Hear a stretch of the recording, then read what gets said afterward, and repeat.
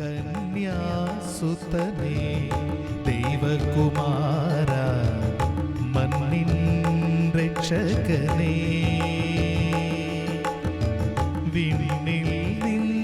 ക്രിസ്തുയേശുവിൻ്റെ നിസ്തുല്യ നാമത്തിൽ ശുഭസന്ദേശത്തിലേക്ക് സ്വാഗതം. വിശുദ്ധ വേദപുസ്തകത്തിൽ മത്തായി എഴുതിയ സുവിശേഷം 17-ാം അധ്യായം 4-ാം വാക്യത്തിൽ നാം ഇപ്രകാരം വായിക്കുന്നു: അപ്പോൾ പത്രോസ് യേശുവിനോട്, കർത്താവേ, നാം ഇവിടെ ഇരിക്കുന്നത് നന്ന്. നിനക്ക് സമ്മതമെങ്കിൽ ഞാനിവിടെ 3 കുടിലുണ്ടാക്കാം, ഒന്ന് നിനക്കും, ഒന്ന് മോശയ്ക്കും, ഒന്ന് ഏലിയാവിനും എന്ന് പറഞ്ഞു. കർത്താവായ യേശു പത്രോസിനെയും യാക്കോബിനെയും അവൻ്റെ സഹോദരനായ യോഹന്നാനെയും കൂട്ടി തനിച്ച് ഒരു ഉയർന്ന മലയിലേക്ക് കൊണ്ടുപോയി അവരുടെ മുമ്പാകെ രൂപാന്തരപ്പെട്ടു.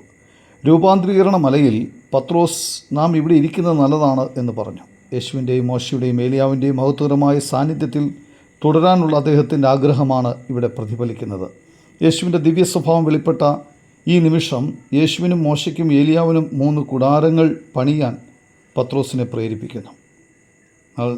സ്വർഗത്തിൽ നിന്നുള്ള ശബ്ദം യേശുവിന് ചെവി കൊടുപ്പിൻ എന്ന് നിർദ്ദേശിക്കുകയായിരുന്നു. ശുദ്ധവും ഭക്തിയുമുള്ളതുമായ വിശ്വാസത്തോടെ ക്രിസ്തുവിനെ സ്നേഹിക്കുന്നവർ ഇങ്ങനെ പറയും: നാം ഇവിടെ ഇരിക്കുന്നത് നല്ലതാണ്. യേശുക്രിസ്തു മനുഷ്യരാശിയുടെ സർവ്വ പാപഭാരവും സ്വയം ഏറ്റെടുത്ത് അവരുടെ രക്ഷയ്ക്കായി കാൽവറി ക്രൂശിൽ സ്വയം യാഗമായി തീർന്ന് 3-ാം ദിവസം മരിച്ചവരുടെ ഇടയിൽ നിന്ന് ഉയർത്തെഴുന്നേറ്റു.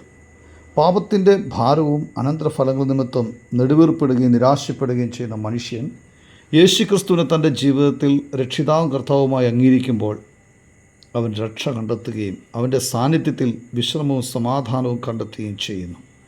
വിശ്വാസത്താൽ കർത്താവായ യേശുക്രിസ്തുവിൻ്റെ സന്നിധിയിൽ എത്തിച്ചേരുന്നതിലൂടെ നിങ്ങൾക്കും പറയാം: കർത്താവെ, അങ്ങയുടെ കൂടെ ആയിരിക്കുന്നതാണ് നല്ലത്.